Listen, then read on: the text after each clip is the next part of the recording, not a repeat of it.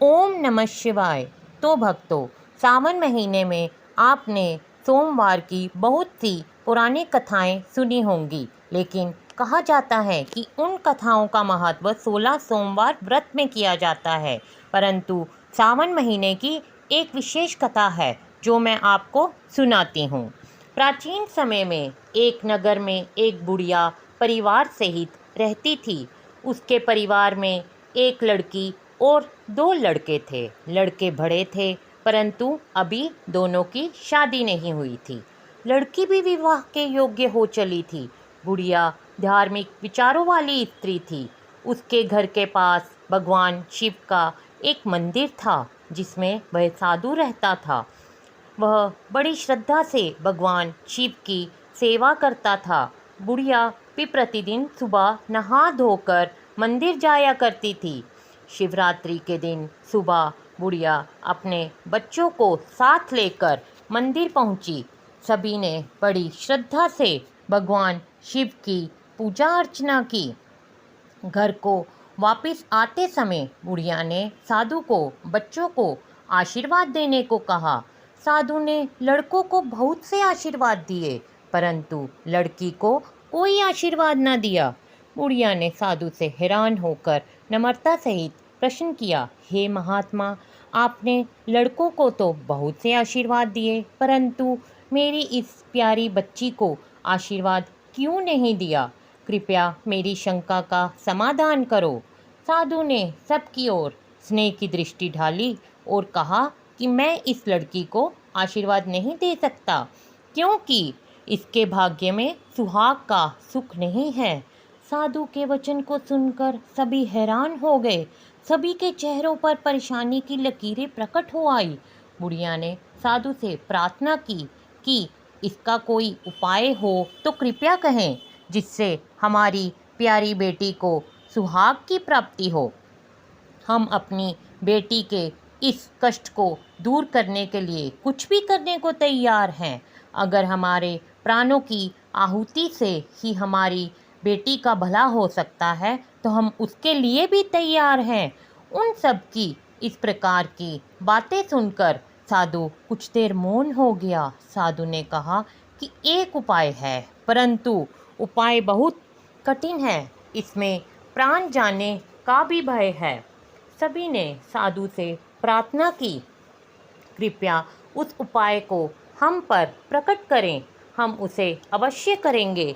इन वचनों को सुनकर साधु ने कहा कि यहाँ से 7 समुद्र पार एक रमणीक नगर में सोमपति नाम की एक स्त्री रहती है, जिसके 100 बेटे हैं। यह वहाँ जाकर अपनी सेवा से उस स्त्री को प्रसन्न करे। अगर वह स्त्री प्रसन्न हो गई तो इसको अवश्य सुहाग सुख की प्राप्ति हो सकती है। आप लोग यहाँ से 6 समुद्र तो आसानी से पार कर सकते हो, क्योंकि इनको पार करने के लिए आपको किश्ती मिल सकती है, परंतु 7वें समुद्र को पार करने के लिए कुछ भी ना मिलेगा, क्योंकि वहाँ पर मानव का जा पाना संभव नहीं है। अगर यह लड़की उस 7वें समुद्र को पार कर लेगी तो अवश्य ही इसको सौभाग्य प्राप्त होगा।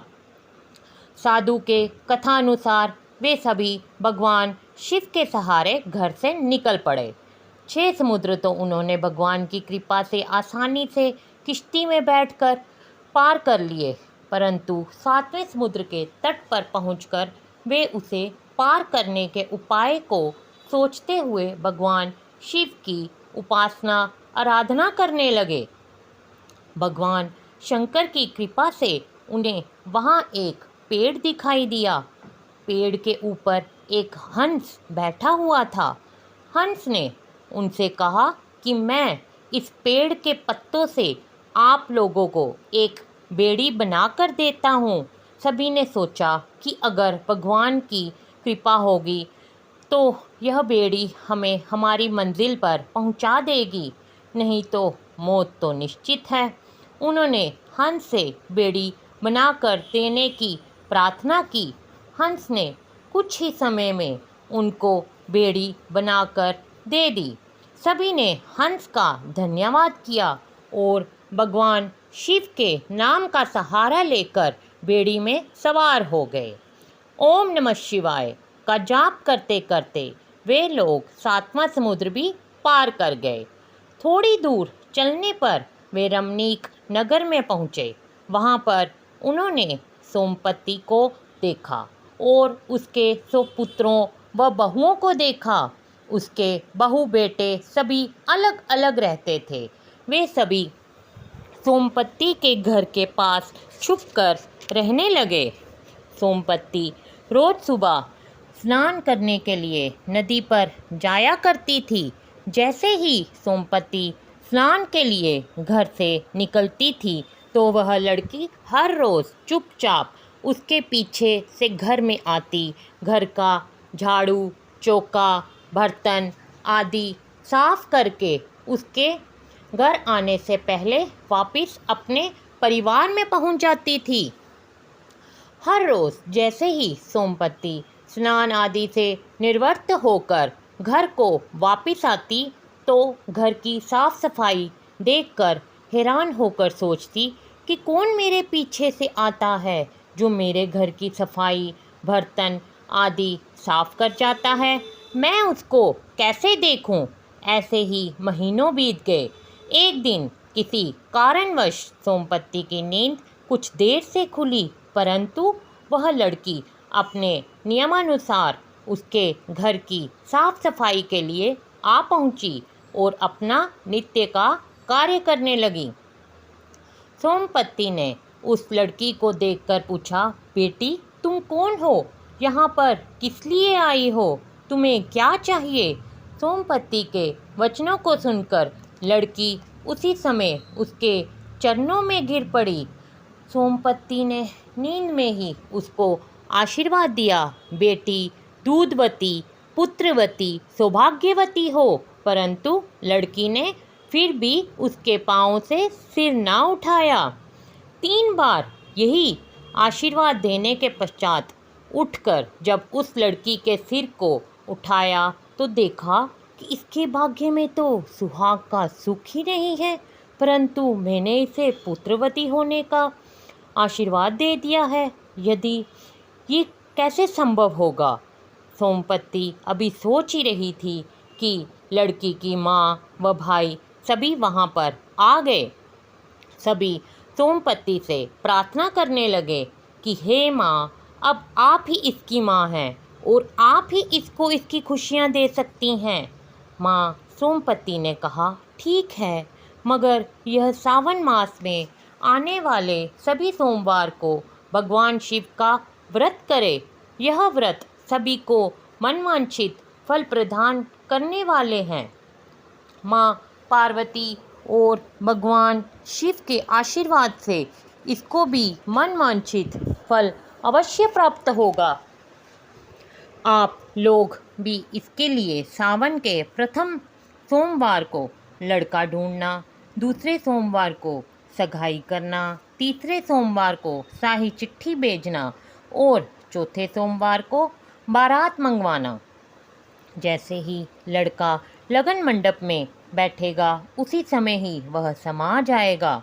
सभी रिश्तेदार, भाई बंधु विलाप करेंगे, दुनिया तरह तरह की बातें करेंगी, मगर आप मत रोना, सभी को चुप करवाना और मुझे याद करना, सब ठीक हो जाएगा। उन्होंने कहा, ठीक है माँ, हम ऐसा ही करेंगे। सभी सोमपति माँ से आशीर्वाद लेकर अपने घर को चल पड़े।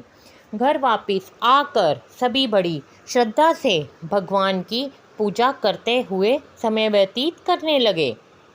लड़की पूरी श्रद्धा भक्ति भाव से सोमवार का व्रत करने लगी। सावन के पहले सोमवार को उसकी माँ व भाइयों ने सोमपति के कथानुसार लड़का देखा। लड़का बहुत सुंदर व गुणवान था। दूसरे सोमवार को उन्होंने बड़ी धूमधाम से सगाई की रस्में पूरी की और तीसरे सोमवार को शाही चिट्ठी भेजी तथा सावन के चौथे सोमवार को बारात लाने को कहा। उन्होंने शादी के दिन घर को खूब अच्छी तरह से सजाया बारात के स्वागत के लिए सजावटी द्वार लगाए, गाजे बाजे का भी खूब प्रबंध किया।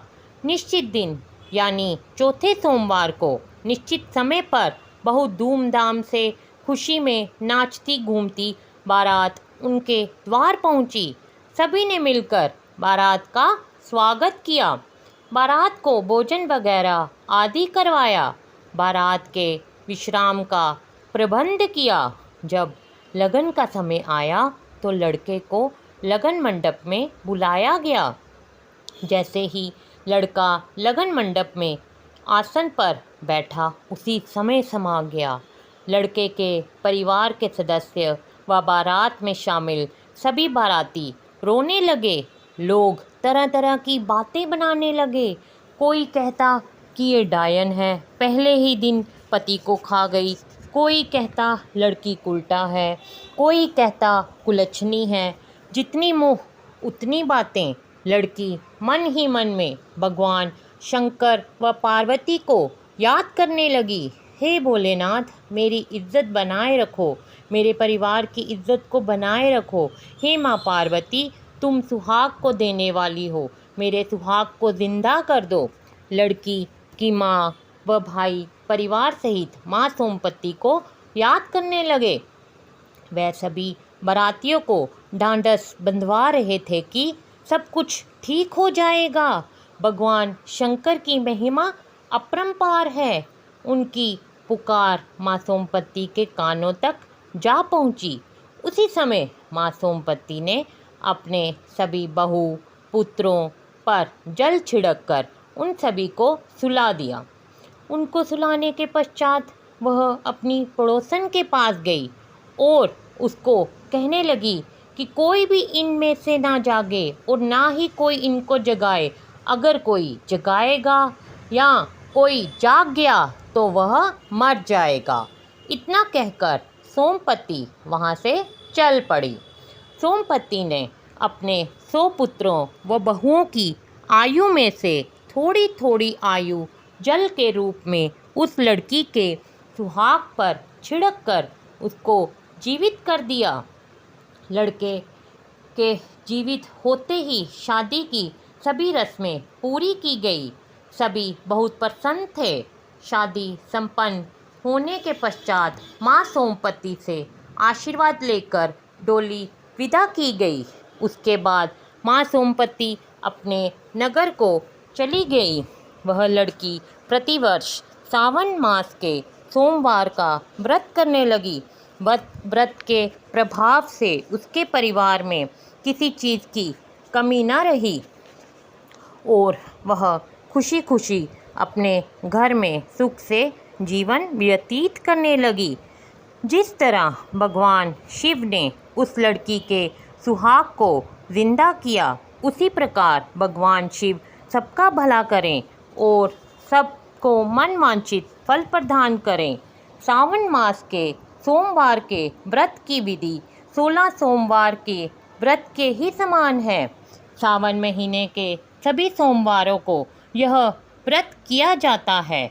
अतः इस व्रत के दौरान केवल एक बार ही भोजन किया जाता है और भोजन में नमक का प्रयोग नहीं किया जाता और व्रत करते समय व्यवहारिक कार्य को, मन को, वचन को और कर्मों को शुद्ध रखना चाहिए। इसलिए केवल सावन मास में किए गए व्रत का फल वर्ष भर में किए गए सभी सोमवारों के फल से अधिक है। इसलिए हमें इसका अवश्य पालन करना चाहिए। तो भक्तों, जैसा कि मैंने आपको कहा कि सावन महीने में इस कथा का विशेष महत्व है, तो व्रत के दौरान इस कथा को अवश्य सुने, क्योंकि कहा जाता है कि इस कथा को सावन महीने में सुनने से व्रत का विशेष फल प्राप्त होता है और भोलेनाथ जी भी प्रसन्न होते हैं। तो भक्तों, ओम नमः शिवाय, हर हर महादेव।